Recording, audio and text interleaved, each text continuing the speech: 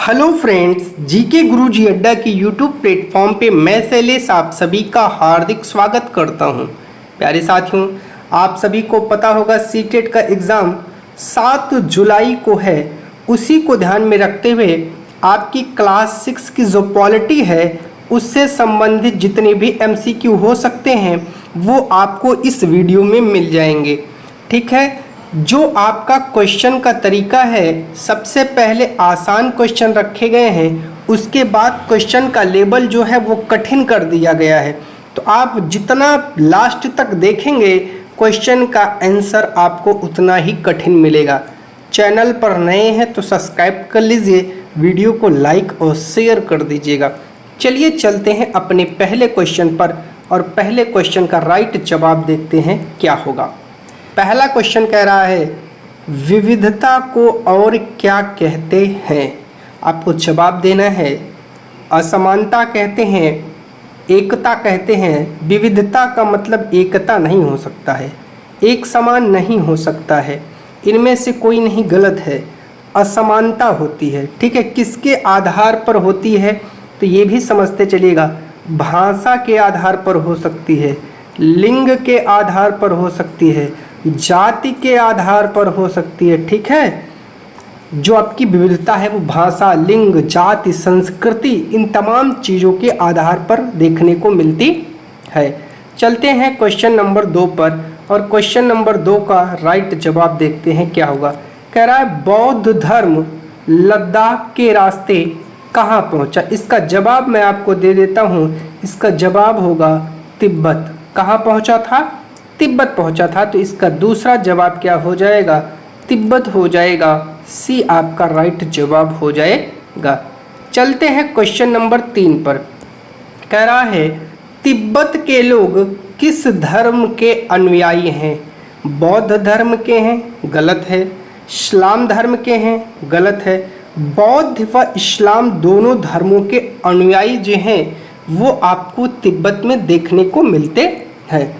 चलिए अगले क्वेश्चन पर चलते हैं। क्वेश्चन नंबर 4 कह रहा है भारत की एकता का स्रोत किसे माना जाता है। जो भारत में एकता है, उसकी जो ताकत है, उसका स्रोत क्या है आपको बताना है।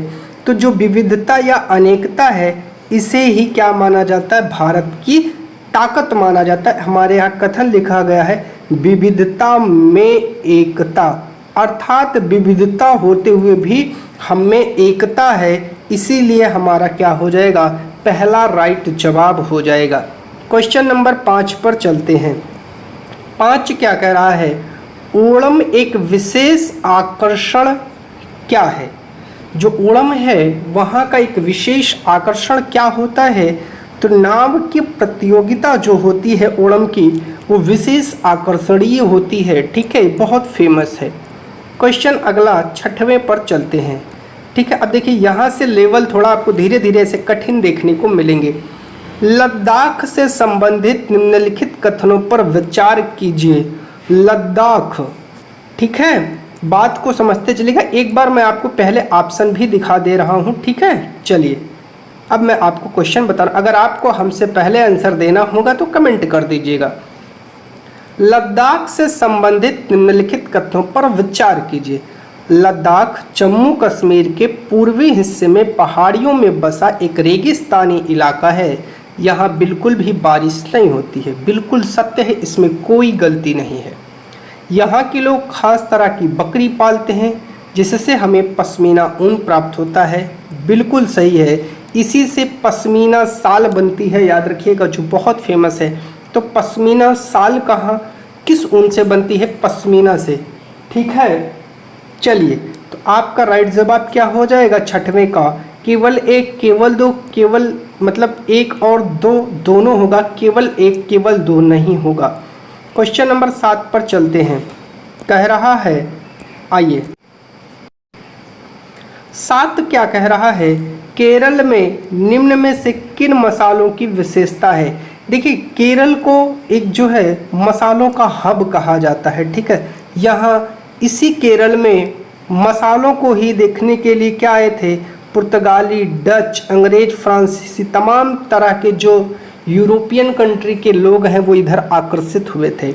तो लौंग भी है, काली मिर्च भी है, इलायची भी है, उपरोक्त सभी, और जो है डी आपका राइट जवाब हो जाएगा। क्वेश्चन नंबर 8 पर चलते हैं।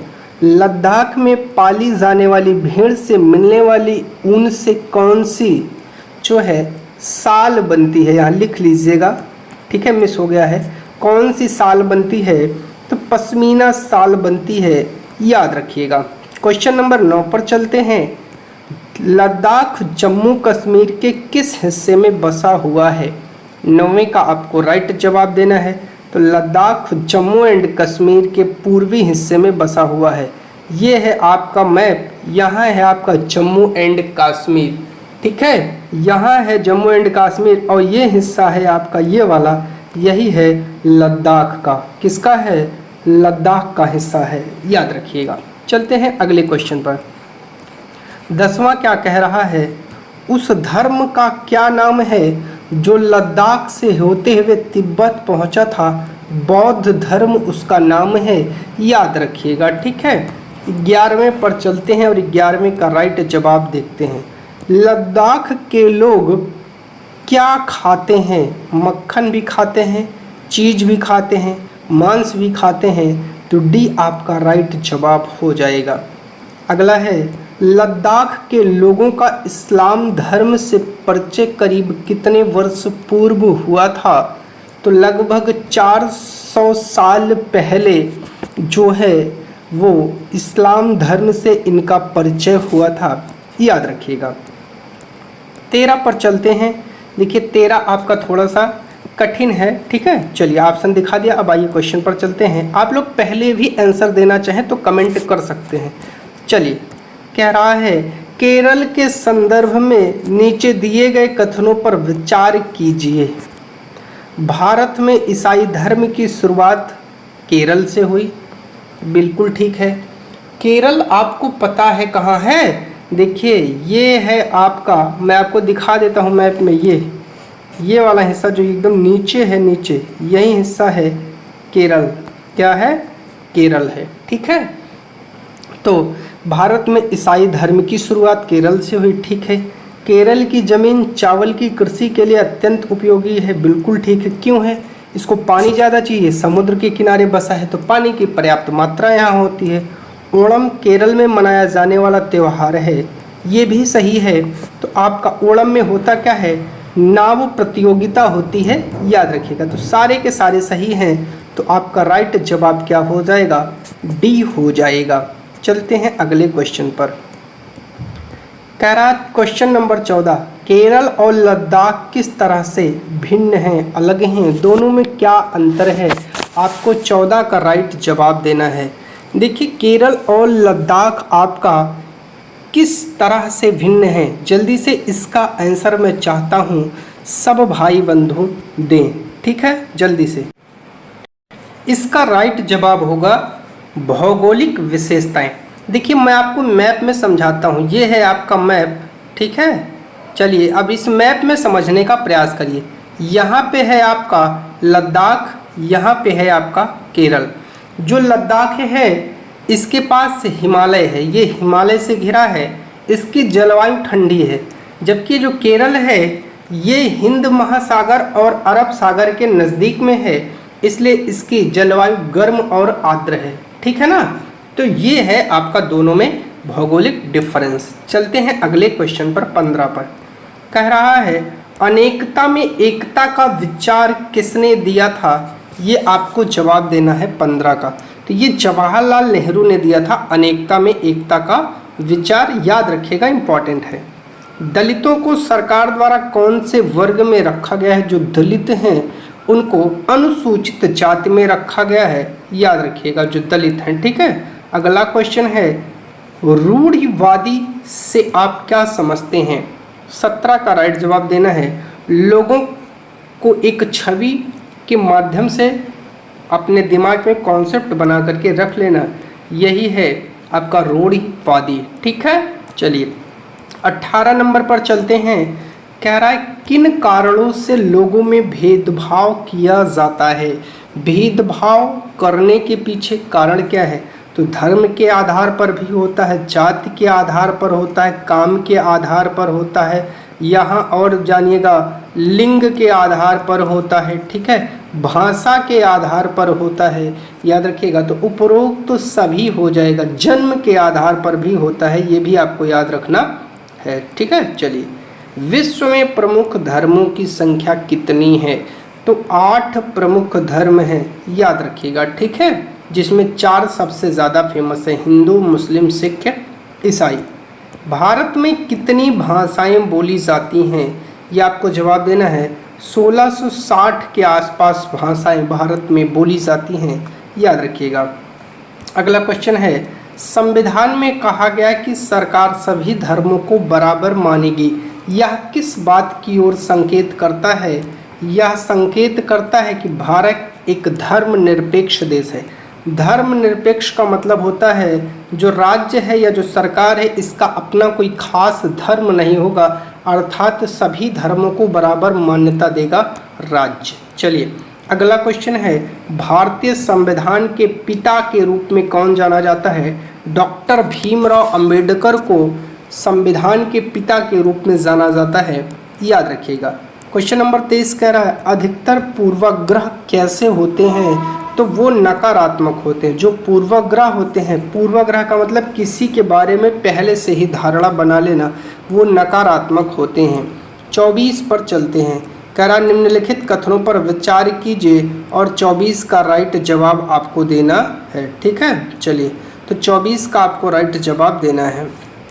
कह रहा है, दलित शब्द को नीची कहे जाने वाली जात के लोग अपनी पहचान के रूप में प्रयोग करते हैं।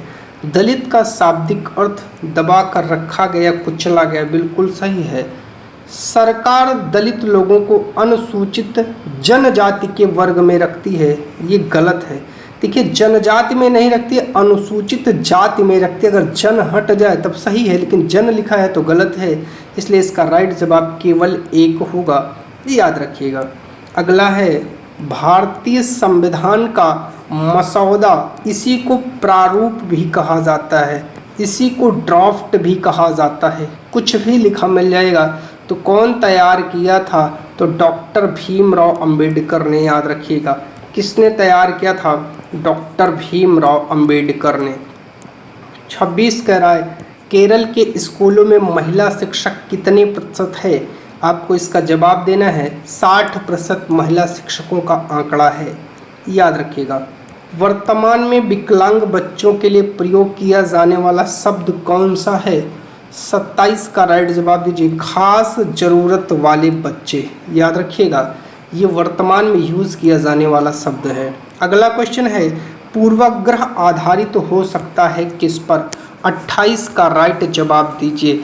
लोगों की धार्मिक मान्यता पर, बिल्कुल सही है। त्वचा के रंग पर, बिल्कुल सही है। वे जिस क्षेत्र से आते हैं, बिल्कुल सही है। तो डी राइट जवाब हो जाएगा। 29 पर चलते हैं, भारत के पहले नेता का नाम बताइए जिन्होंने जाति आधारित भेदभाव का अपना पहला अनुभव साझा किया था। डॉक्टर भीमराव अंबेडकर जी थे, ठीक है, महार जाति से थे, ठीक है। डॉक्टर भीमराव अंबेडकर महार जाति से, जो महार जाति है उसी से ये संबंधित थे। आगे चल करके इन्होंने बौद्ध धर्म स्वीकार किया था, ये भी आपको याद रखना है, ठीक है। बौद्ध धर्म को इन्होंने स्वीकार कर लिया था। अगला क्वेश्चन है, पूर्वाग्रहों या रूढ़िबद्ध धारणाओं के आधार पर किया गया व्यवहार क्या कहलाता है? 30 का राइट जवाब देना है। भेदभाव कहलाता है। क्या कहलाता है? भेदभाव। अगला क्वेश्चन है, कह रहा है, लोकतांत्रिक सरकार की क्या विशेषता है? लोगों के पास अपने नेता को चुनने की शक्ति है, बिल्कुल सही है। लोग इन नियमों को बनाकर और भाग लेकर खुद प्रशासन करते हैं, बिल्कुल सही है। यूनिवर्सल एडल्ट फ्रेंचाइजीज है, बिल्कुल सही है। तो चारों के चारों आपके राइट जवाब हो जाएंगे सही। भारत में सरकार के कितने स्तर हैं? आपको 32 का राइट जवाब देना है। तो भारत में सरकार के 3 स्तर हैं, याद रखिएगा, ठीक है। कितने स्तर हैं? 3 स्तर हैं। सफ्रेज मूवमेंट किससे संबंधित है? देखिए, सफ्रेज मूवमेंट महिला मताधिकार से संबंधित है। सफ्रेज का मतलब होता है मताधिकार, मूवमेंट का मतलब होता है आंदोलन। तो मताधिकार से संबंधित चलने वाले आंदोलन को सफ्रेज मूवमेंट कहा जाता है, याद रखिएगा। अगला क्वेश्चन है, भारत कैसा देश है? तो भारत एक लोकतांत्रिक देश है, याद रखिएगा। क्वेश्चन नंबर 35 पर चलते हैं और 35 का राइट जवाब देखते हैं क्या होगा। चलिए, कह रहा है यंग इंडिया का संबंध गांधी जी से है, बिल्कुल है, जिसमें इन्होंने अपने 11 सूत्री मांगे प्रस्तुत की थी, याद रखिएगा, इरविन के सामने। किसके? इरविन के सामने, गवर्नर जनरल इरविन के सामने इन्होंने इसी के माध्यम से रखी थी। सफ्रेज मूवमेंट ऊंट देने का अधिकार नहीं है, मूवमेंट का मतलब होता है आंदोलन से।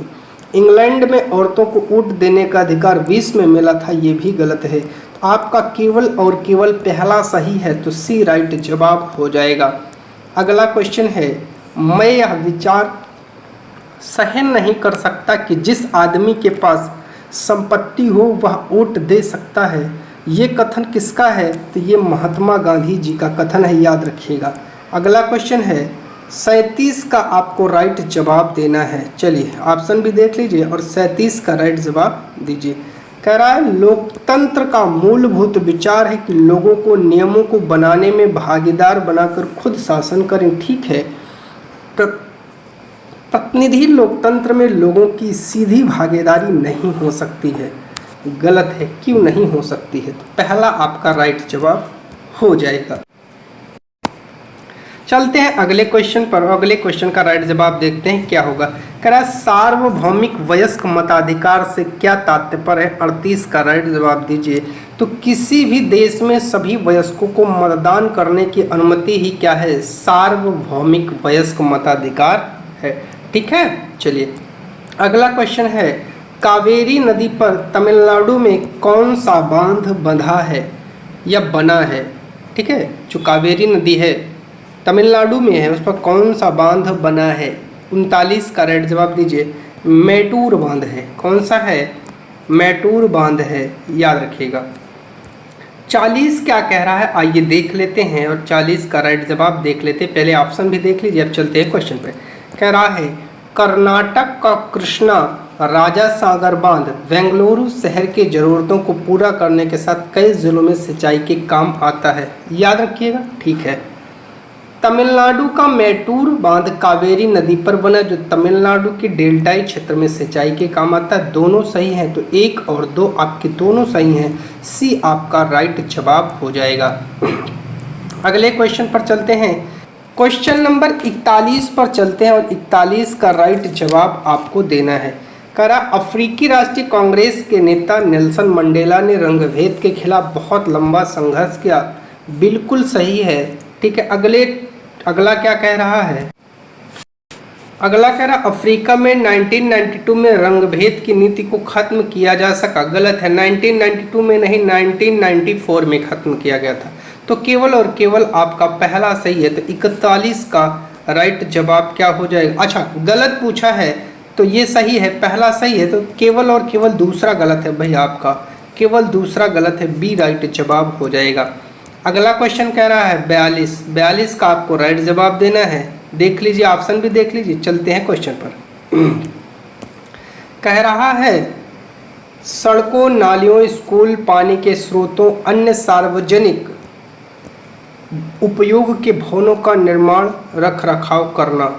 ग्राम पंचायत से संबंधित कार्यों के बारे में पूछा है, तो ठीक है। स्थानीय कर लगाना, इकट्ठा करना, बिल्कुल ठीक है। गांव के लोगों को रोजगार देने संबंधित सरकारी योजनाएं लागू करना, बिल्कुल ठीक है। सभी ऑप्शन आपके सही हैं।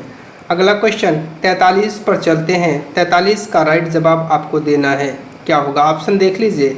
चलिए, कह रहा है कौन सा कथन असत्य है? गलत कथन को चुनना है। ग्राम सभा एक पंचायत के सभी वयस्क सदस्यों से मिलकर बनी होती है, जिसमें सिर्फ एक गांव, एक से ज़्यादा गांव शामिल हो सकते, तो सही है। तो अब ये सही है, ठीक है, इसमें कोई दिक्कत नहीं। असत्य पूछा है तो गलत है। गांव के व्यक्ति जो 18 वर्ष या उससे अधिक के हों, उन्हें वोट देने का अधिकार प्राप्त हो, वह ग्राम सभा का सदस्य होता है। दोनों के दोनों सही हैं आपके, तो इसमें गलत कोई नहीं है। तो इसका मतलब आपका राइट जवाब डी हो जाएगा, ना तो एक ना ही दो, दोनों के दोनों ऑप्शन सही हैं। दक्षिण अफ्रीका में रंगभेद कब समाप्त हुआ? 44 का राइट जवाब दीजिए। 1994 में समाप्त हुआ था, याद रखिएगा। क्वेश्चन नंबर 45 पर चलते हैं। 45 का आपको राइट जवाब देना पड़ेगा। चलिए, कह रहा है कौन सा कथन सत्य है, आइए देखते हैं। कह रहा सरकार द्वारा ग्राम पंचायत का सचिव नियुक्त किया जाता है, जो ग्राम सभा का भी सचिव है। बिल्कुल सही है, कोई दिक्कत नहीं है। ग्राम पंचायत कई वार्डों, छोटे क्षेत्रों में विभक्त होती है। प्रत्येक वार्ड अपना प्रतिनिधि चुनता है, जो वार्ड पंच के नाम से जाना जाता है। बिल्कुल सही है। सचिव का कार्य ग्राम सभा एवं ग्राम पंचायत की बैठक बुलाना व पंचायतों की चर्चा एवं निर्णय का रिकॉर्ड रखना होता है। बिल्कुल सही है। तो तीनों के तीनों ऑप्शन आपके सही हो जाएंगे। ग्राम पंचायत की आमदनी का स्रोत क्या है, आपको राइट जवाब देना है। चलिए आइए देखते हैं। कह रहा है घरों व बाजारों पर लगाए जाने वाले कर से मिलने वाली राशि, ये राशि है। राशि का मतलब धन है, ठीक है। विभिन्न सरकारी विभागों द्वारा चलाई गई योजनाओं की राशि जो जनपद जिला पंचायत से आती है, ठीक है। समुदाय के काम के लिए मिलने वाले वेतन, मतलब मिलने वाले दान, ठीक है। तो आपका तीसरा भी, तीनों के तीनों ऑप्शन सही हो जाएंगे। चलिए 47 पर चलते हैं। 47 का राइट जवाब देखते हैं क्या होगा। कह रहा है निम्नलिखित कथनों पर विचार करें। किसानों की गतिविधियों, फसल बदलना व कुओं की खुदाई आदि की जानकारी सरकार का राजस्व विभाग रखता है। बिल्कुल सही है, ठीक है। कह रहा तहसीलदार के दफ्तर में फौजदारी से जुड़े मामलों को सुना जाता। गलत है भैया, फौजदारी मामला दीवानी सुनती है, गलत है।